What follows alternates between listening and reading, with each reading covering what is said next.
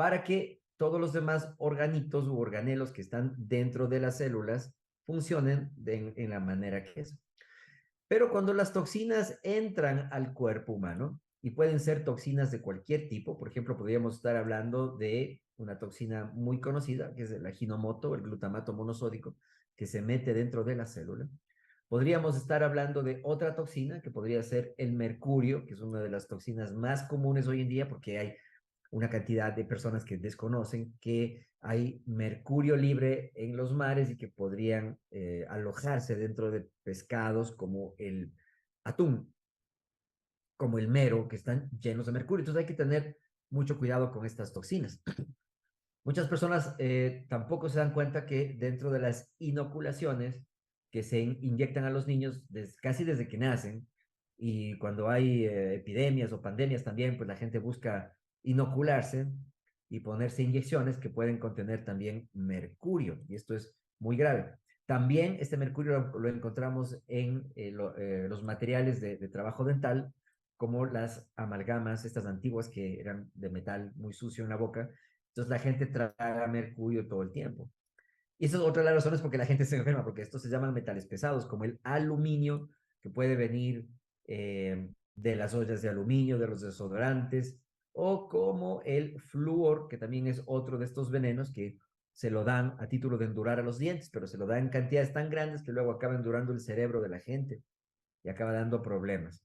Lo mismo otras toxinas como la nicotina, otras toxinas como los fumigantes o químicos con los que se fumigan las plantaciones y que pueden quedarse residuos dentro de las células y dar muchos problemas.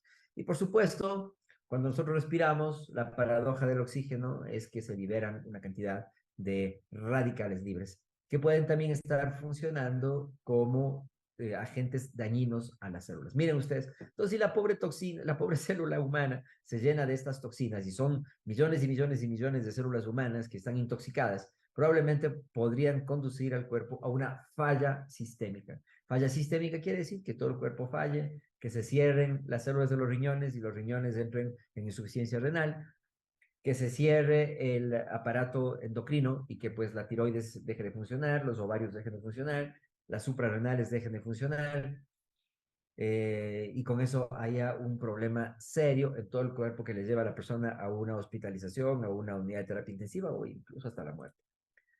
La idea hoy en día es tratar de meter una cantidad de tóxicos, una cantidad de químicos o de inoculaciones, ¿sí? A la gente. Por eso en esta teoría, la teoría de vacunar al pescado o la teoría de limpiar el tanque, es la que nosotros manejamos en estas clases, de las que pues nos interesa que la gente aprenda que necesitamos mejor vivir en una piscina transparente. Entonces, escríbanle ahí, por favor, si están tomando notas, porque yo sé que algunos sí están tomando notas. A ver, levante la mano que está tomando notas, ahí hay una forma de levantar la manito, si ustedes, miren, 2, 3, 4, 5, 6, 7, 8, levantaron la mano. Porque es bien importante que registres esto para que te acuerdes. ¿Eh?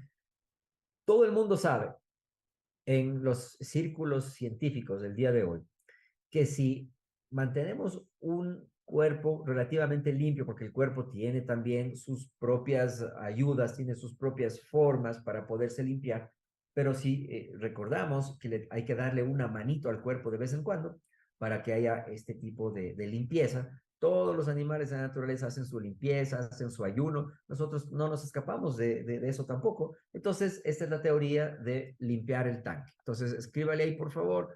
La célula humana debe vivir en una piscina de agua transparente. ¿Sí? Y ahí, pues, en mi Instagram, en mi cuenta de TikTok, ustedes pueden entrar allí y mirar. Tengo más de 200 y pico de videos educativos sobre esto. Entonces, transformamos la comida en energía. Y esto lo hacemos a través del metabolismo. Y hay varios tipos de metabolismos. El metabolismo primario, que cuando tú comes la proteína, tú comes la grasa, tú comes el carbohidrato, lo disuelves en el estómago para hacerlo partículas más chiquitas. Esas partículas más chiquitas pueden ser los ácidos grasos, como ustedes los pueden ver aquí a la izquierda, o pueden ser los aminoácidos, como ustedes los ven acá, que son partículas mucho más pequeñas que las proteínas. Las proteínas son como enlaces de 30, 40 aminoácidos, mientras que los aminoácidos pueden ser dipéptidos, tripéptidos, tetrapéptidos, pentapéptidos, pueden ser pequeñas porciones más chiquitas, más chiquitas. Y finalmente, los azúcares, los carbohidratos, que se van a dividir en varios tipos de carbohidratos, pero finalmente azúcar es azúcar y son moléculas que pueden ser glucosa, que pueden ser sacarosa o que pueden ser almidones. ¿Okay? Entonces, esto es el metabolismo secundario, porque ya hemos desdoblado la comida. Hoy se maneja también el concepto del metabolismo terciario. Esto es algo ya muy interesante porque tiene que ver con las moléculas, tiene que ver con las partículas, tiene que ver con los cationes, con los aniones, tiene que ver con los protones, con los neutrones, con los electrones y tiene que ver con los fotones, que en mis clases siempre menciono de la importancia de aprender a vivir de acuerdo a la luz, porque hoy en día se conoce que los fotones son muy importantes para mantener la salud. Si agarramos a una persona y lo llevamos hacia, no sé, hacia un estado en el cual lo privamos de la luz, le vamos a matar a esa persona porque estaríamos cerrando su metabolismo terciario, que tiene que ver con las moléculas de agua, por ejemplo. La molécula de agua es sumamente importante. Si no nos hidratamos, salud, no vamos a tener el hidrógeno, no vamos a tener el oxígeno, las células van a estar tóxicas. Y por supuesto, nuestro sistema de defensas, nuestro sistema inmunitario, nuestro sistema inmunológico, también va a sufrir al no tener estas moléculas. Cuando nosotros nacemos, tenemos una inmunidad con la que nacimos, que se llama innata. Y esa inmunidad se va transformando en inmunidad adaptativa, conforme nosotros vamos aprendiendo a estar en contacto con el medio. Entonces, macrófagos, células natural killer, que son las células citotóxicas naturales, neutrófilos, células dendríticas, eosinófilos que pueden despertarse o que pueden activarse cuando hay alergias o parásitos, basófilos cuando hay infecciones, ¿sí? Y este tipo de inmunidad se nutre de las partículas más pequeñas, de los metabolismos secundarios y terciarios. Recordemos que todo comenzó con el sol, por eso es que en el Génesis dice que sea la luz en el primer día. Y la luz fue, gracias a la luz del sol, cuando golpea a las hojas de las plantas, del césped, de los árboles, de las albahacas, de todas las plantas de la naturaleza, ellas tienen la capacidad de hacer un fenómeno que se llama la fotosíntesis.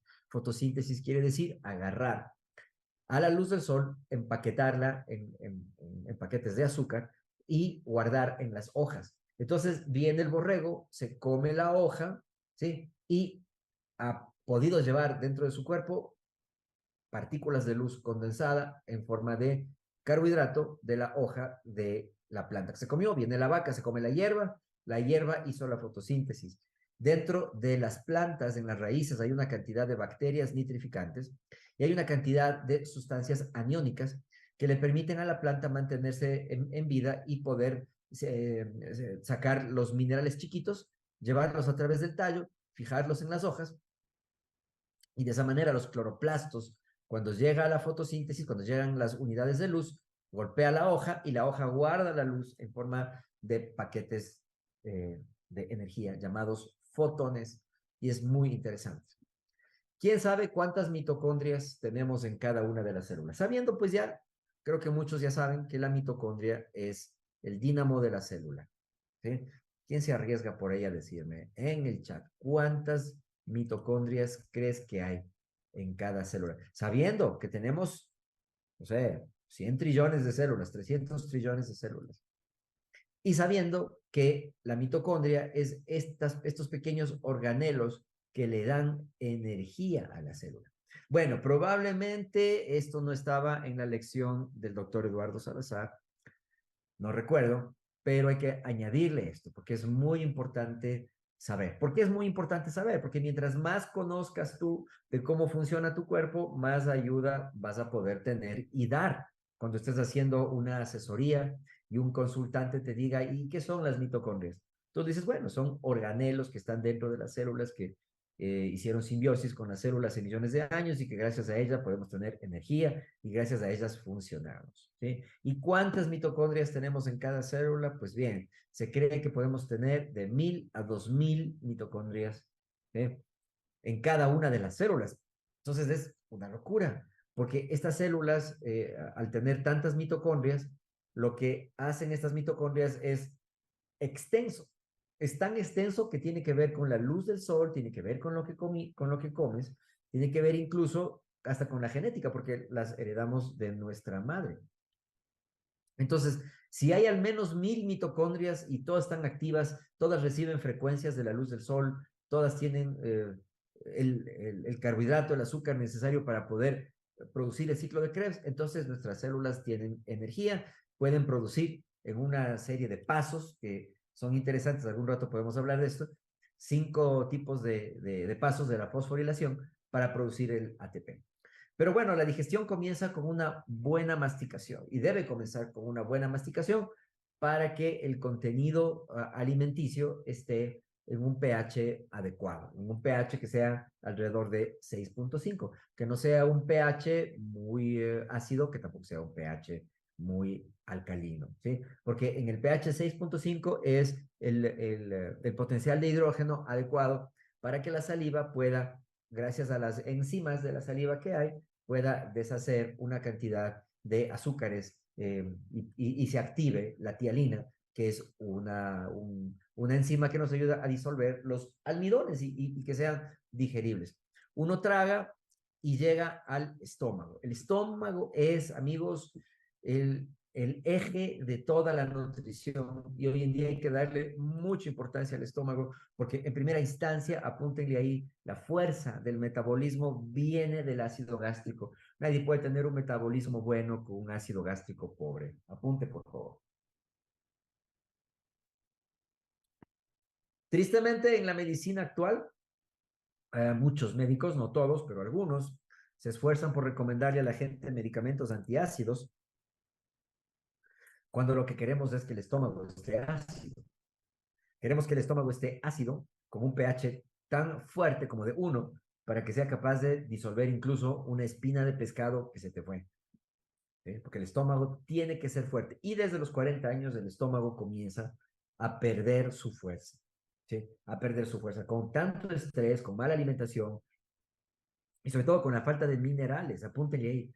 Los minerales son importantes para que el ácido gástrico tenga la fuerza suficiente ácida de acidez para poder romper esta carne que te estás comiendo y transformarla en aminoácidos, poder romper todo los tejidos, que se liberen los aminoácidos, romper la grasa y que se liberen los ácidos grasos, romper los carbohidratos y que se liberen los azúcares. Entonces, podemos decir que es la primera protección del metabolismo.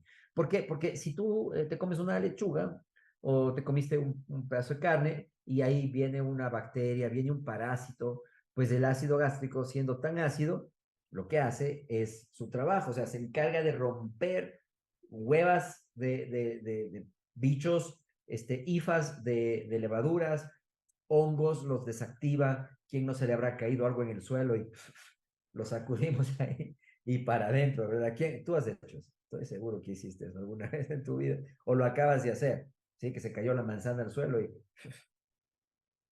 chapa adentro, ¿verdad? ¿Por qué confías en esto? Confías en eso porque el ácido gástrico tiene que encargarse de eso. ¿Sí? Hay más de 87 especies de patógenos que pueden ingresar en cualquier momento. Tienes un gato, el gato viene y te lame y te deja el toxoplasma. Viene el perro te lame y te deja el gusano, el Dirofilaria imitis, el moquillo, cualquier cosa. ¿Sí? No sé, tienes por ahí alguna otra mascota y te puede contagiar algún parásito. Y el estómago, pues si lo ingieres, es capaz de romper eso. Entonces, mis amigos, apunten ahí cada planta, cada vitamina, cada mineral que le damos a un cliente es para armonizar las reacciones de las células. Reacciones que dijimos, hay más de 100.000 reacciones por segundo. Cuando nos comemos una planta, cuando nos comemos una carne, cuando nos comemos cualquier sustancia, buscamos justamente eso, buscamos que haya dentro de la célula la reacción. Y por eso deberíamos buscar siempre los mejores alimentos que no fueran fumigados, que fueran orgánicos. Ahora, los ciclos más importantes, ¿sí? Más importantes están en la mitocondria que crea el ATP. Hace tiempo les mostraba esta imagen recreada con inteligencia artificial de cómo probablemente se ve una célula por dentro, ¿no? Aquí se le alcanza a ver a la mitocondria y aquí se alcanza a ver probablemente a las porinas de las membranas celulares y yo que sé qué más cosas, microtúbulos celulares, a peroxisomas, etcétera, ¿verdad? Espacio, el ambiente intracelular, el ambiente extracelular. Pero lo más importante es esto, lo que está funcionando dentro de la mitocondria, porque la mitocondria es la que crea la energía. Toda enfermedad tarde o temprano va a tener que ver con la fuerza de las mitocondrias. Fin. Entonces, el ATP se produce al final del complejo 5. Miren ustedes ahí, complejo número 1, ¿sí? Complejo número 2, complejo número 3, complejo número 4, complejo número 5, ¿sí? Todos estos complejos funcionan justamente en el espacio intermembranoso de la mitocondria, ¿sí? Y sabemos que en la mitocondria, sabemos que hay 1000 mitocondrias mínimo en cada una de las células. Estos 5 complejos están formados por más de 85 proteínas. Imagínate tú, para que se produzcan la energía, tiene que haber más de 85 proteínas y muchos transportadores de electrones, como las flavinas, las nicotinamidas, como el NADH, por ejemplo, la coenzima Q, que también se llama ubiquinona, citocromo, P450, etcétera, para que todo esto sea para producir ATP, adenosín de trifosfato, que es la energía con la que nosotros funcionamos. Entonces, para que nuestro cuerpo pueda tener la energía, necesitamos micronutrientes que están en el alimento, que deberían estar en el alimento, ¿sí? Para que nuestras células funcionen. Pero si fallara uno de estos, por ejemplo, el NAD que les puse aquí, ¿sí? Si fallara uno de estos, ¿sí? El dinucleótido de nicotinamida, que ahora están hablando mucho en las redes sociales, también conocido como nicotina adenin dinucleótido o nicotinamida adenina dinucleótido. Si fallara ese, solamente ese paso, se te cierra el ciclo de Krebs y ya no vas a poder producir energía. Y entonces esa es una de las razones por las cuales vienen las enfermedades. Las enfermedades pueden venir por una deficiencia de las mitocondrias, o sea, disfunción mitocondrial. Apunten ahí, ustedes van a estar oyéndome estas palabras que pueden parecer raras. Y quizás alguno diga, yo no necesito eso para vender. Probablemente no, pero te va a ayudar al cerebro, ¿ok? Entonces esto es muy importante, porque los micronutrientes que tu cuerpo necesita tarde o temprano son los que van a reparar y son los que van a darle fuerza a tus células. Mira tú a tu célula aquí metida en un espacio que se llama matrix. Es un espacio que está lleno de azúcar, proteína y agua. ¿Sí? Esta agua baña a las células y los micronutrientes que están dentro de la célula tienen que recibir esos impulsos para que se produzcan dentro de la célula las hormonas, para que se produzcan las enzimas, para que se produzcan factores de crecimiento. ¿Sí? De tal manera que somos una especie de maquinaria en la cual nos entran nutrientes, vitaminas, minerales, etcétera, y salen toxinas, ¿sí? Minerales, vitaminas, micronutrientes entran y toxinas salen. Esas toxinas pueden irse quedando en el espacio intersticial. Déjame agarrar ¿qué se llama esto? Un láser mejor. Y se quedan en este espacio, empantanan la matrix. Escríbele ahí, las toxinas empantanan la matrix. Esto es el espacio que se llama la matrix y existe en todo el cuerpo humano, desde la cabecita a los piececitos. Entonces, mis amigos, ¿sí? Aquí tenemos aparato de Golgi, aquí tenemos ribosomas, aquí tenemos centriolos, aquí tenemos una cantidad de estructuras y las famosas mitocondrias que si es que ese terreno externo, me refiero a todo lo que está por aquí, por fuera de la membrana, ese terreno externo se pone ácido, es otra de las razones por las cuales viene la enfermedad. ¿Sí? Y en algunas clases escuchamos de la importancia de la alcalinidad. Pues aquí se refiere a la alcalinidad, ¿sí? No se refiere a la alcalinidad, por ejemplo, del estómago, que mucha gente pretende que tomando bicarbonato el estómago va a regular la alcalinidad. No, porque el estómago tiene que ser ácido. Por eso cuando a veces a mí me preguntan, ¿y con esto te alcalinizas? Entonces es una pregunta muy amplia porque tu saliva tiene que ser ligeramente ácida. Entonces no puede ser alcalina, ¿sí? Si no, no funciona. Cuando tú comes un alimento y llega al estómago, el estómago está ácido, tiene que ser ácido, no puede ser alcalino. Si le metes buffers, le metes bases, el estómago no va a tener la fuerza necesaria para desdoblar los nutrientes. Entonces, ahí estamos con una dicotomía. Luego el alimento tiene que pasar al intestino delgado. En el intestino delgado tienes ahí las secreciones pancreáticas y las secreciones biliares, que esas sí son súper alcalinas, porque el páncreas mismo bota bicarbonato y la bilis es una lejía. Eso es extremadamente alcalino. ¿Para qué? Para ir cortando materiales que tienen que ir pasando hacia el intestino delgado. Y en el intestino delgado tiene que haber un pH muy regulado.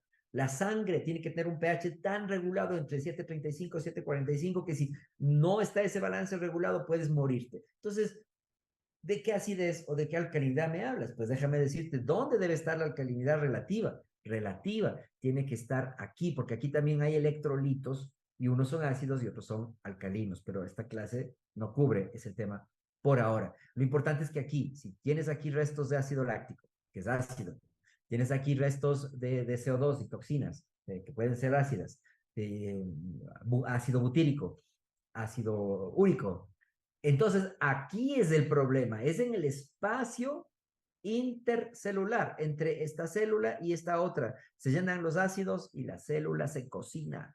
¿Sí? ¿Qué tenemos que hacer? Darle minerales al cuerpo, darle minerales.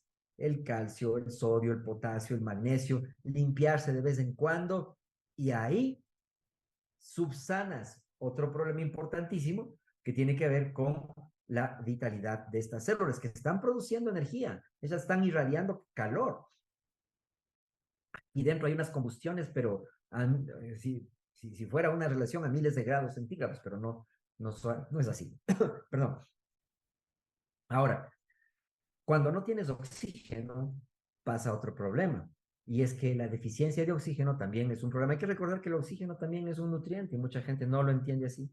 ¿Sí? Es un nutriente olvidado junto con el agua. Ahora, aquí en este punto es donde nosotros entramos con nuestra ayuda, con nuestro servicio. Señora, permítame, le voy a ayudar con sus dolores y con sus dolencias, porque haciendo dos o tres cosas sencillas le podemos ayudar a una persona. Una de las cosas más sencillas que haremos es recomendarle la hidratación del cuerpo con enzimas de aloe. ¿Sí? Entonces, cuando yo estoy haciendo una preparación a la venta, porque al final del día me interesa que la gente se compre el producto, ¿sí? De aloe. Entonces yo le voy diciendo, mire, su cuerpo está por dentro, las células están muy ácidas y ahí se han acumulado estas toxinas y vamos a hacer una limpieza. Y vamos a comenzar primero con lo más sencillo, no voy a comenzar con cosas complicadas, mi señora, vamos a comenzar con cosas sencillas. Le voy a dar una bebida de sábila concentrada. Como ustedes verán acá, la palabra es siempre concentrado. Concentrado quiere decir que hay mucha cantidad del producto, ¿sí? Que es más fácil tenerlo así que tenerlo pues desaguando a la hoja y cosas así. ¿Y cómo se lo recomiendo yo que tomen este concentrado de aloe? Pues se lo recomiendo que lo tomen usando la tapita como la medida o unas 2 cucharadas soperas que lo pongan en agua y ya, si quieren le echan un poquito de limón extra, les queda de maravilla, ¿sí? Por el potasio. Y se lo van a tomar antes de cada comida, ¿sí? Tenemos varios tipos de aloe, tenemos con sabor de uva, con sabor de mango y con sabor original. Los tres tienen el mismo contenido de sábila. Lo que cambia un poco es el sabor para hacerle más palatable, para que le guste a la gente y bla, bla, bla. Al final, el aloe concentrado sigue estando concentrado.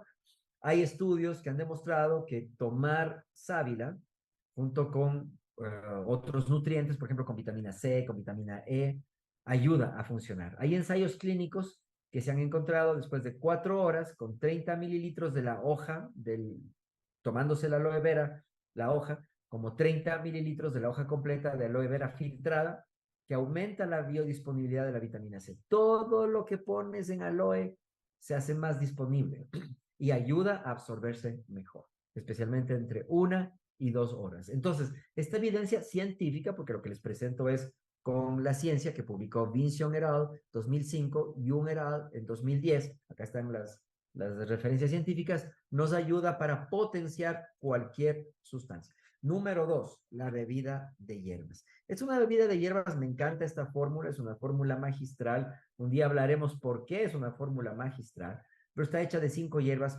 principalmente té verde, naranja picot u orange picot, malva, cardamomo e hibiscus, ¿sí?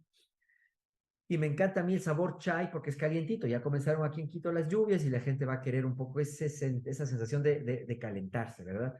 Entonces, el tecito chai. Tiene canela, clavo, jengibre y pimienta.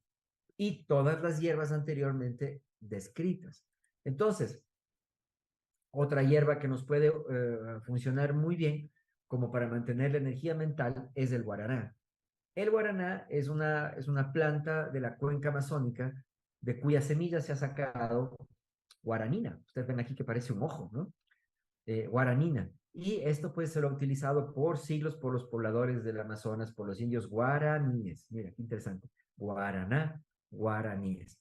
Y pues la empresa, en vez de jugar no, jugó con las iniciales del nombre, ¿sí? La GRN sería Guaraná, se hizo una transliteración, o sea, se cambiaron el orden de las letras y quedó NRG, que en inglés, si tú lo lees rápido, dice energy, que quiere decir energía. Entonces, como tiene guaranina, como tiene cafeína, te da un enfoque, te ayuda a quemar grasa, te ayuda a correr, es un excelente producto para hacer ejercicio y es otro de los test que nos van a ayudar para reactivar a las mitocondrias, para reactivar a las células del cuerpo. Imagínate qué tan interesante será que los indios guaraníes utilizan el guaraná, la semilla del guaraná, para irse de cacería. Imagínate, es una planta ancestral. Esto es muy importante recordar, una planta ancestral.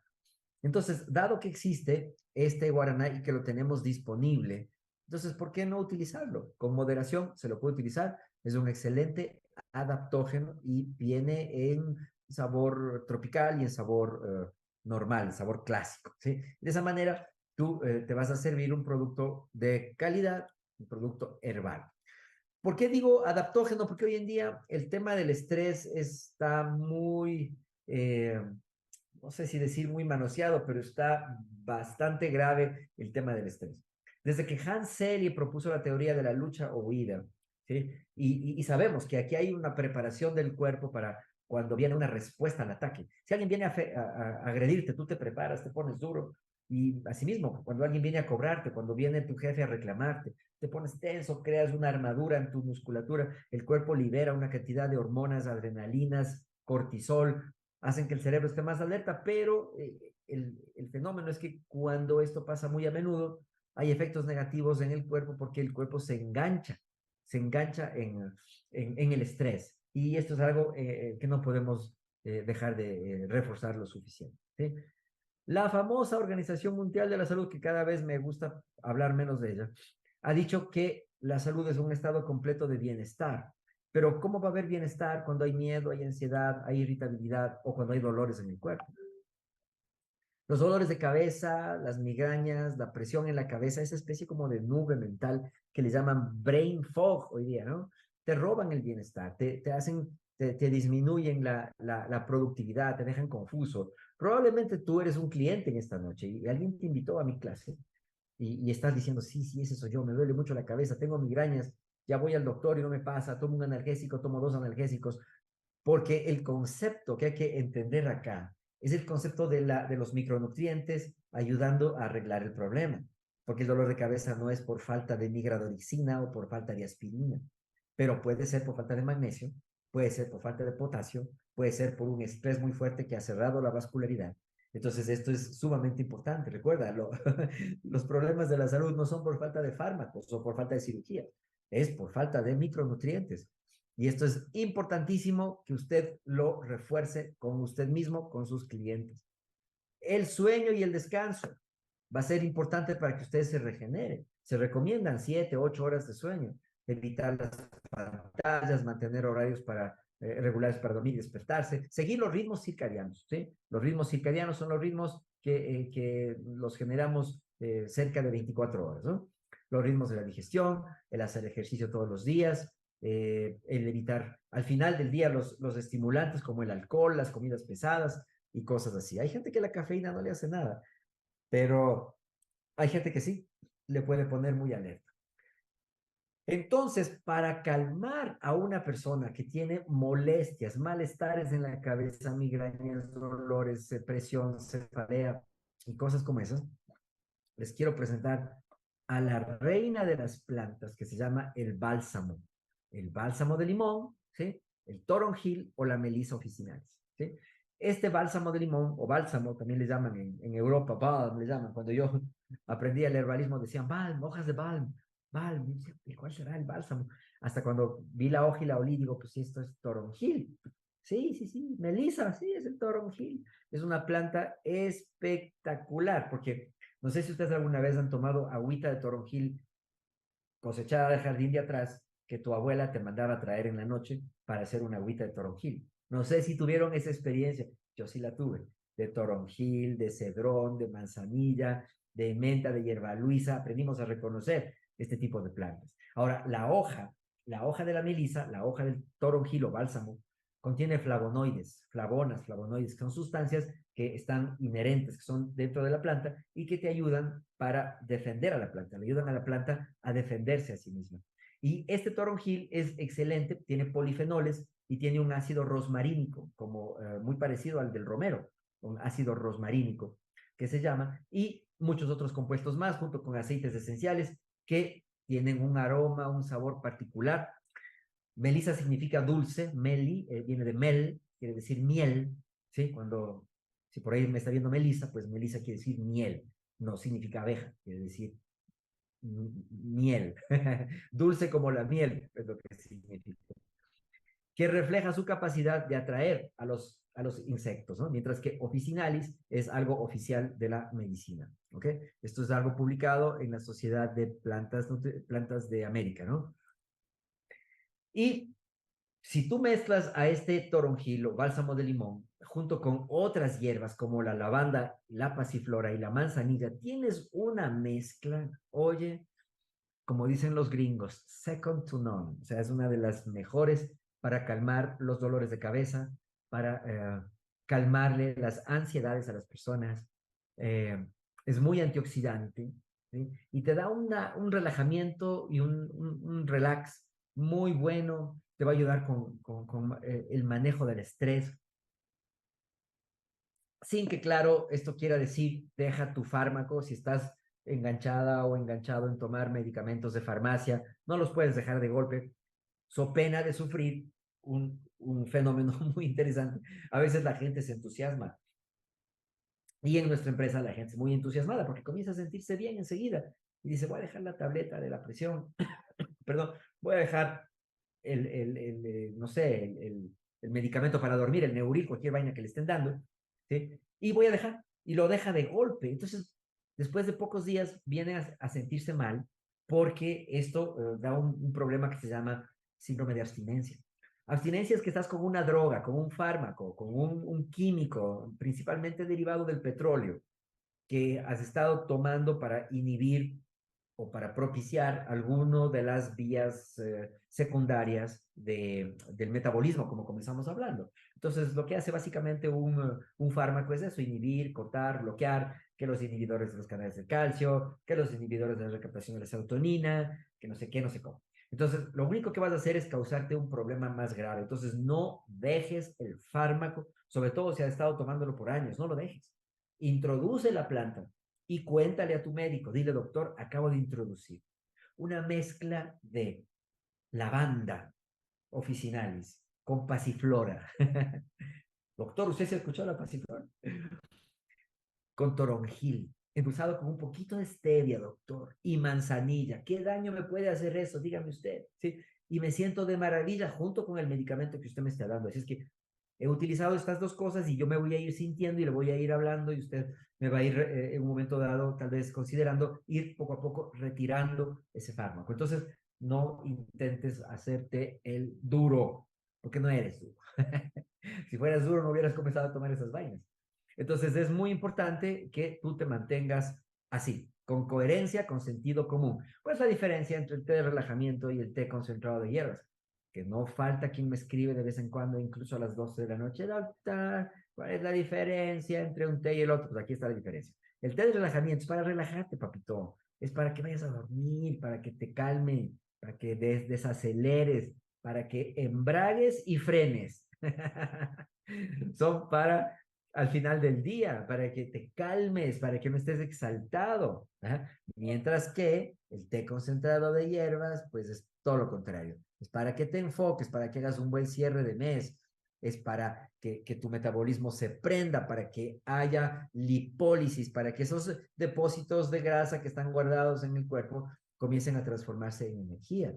Entonces, los extractos de té verde, los extractos de semilla de cardamomo que hablé, hibiscus y malva, ¿sí? Sí contienen un poquito de cafeína natural, porque algunas plantas tienen cafeína, que no es nada del otro mundo, no es cafeína añadida, sino es naturally occurring caffeine. O sea, cafeína que ocurre naturalmente, ¿sí? Y tiene menos de lo que tiene una taza de café. Apoya el estado de calma y relajación, este tipo de té, un poco, porque el té verde sí se conoce que ayuda incluso a poner el cerebro en alfa. Pero la diferencia de esto es que tú quieres utilizar el té concentrado de hierbas para el control de peso, mientras que quieres utilizar el té de relajamiento cuando tienes tensión, dolor de cabeza, migrañas, cosas así que te estén causando por el estrés.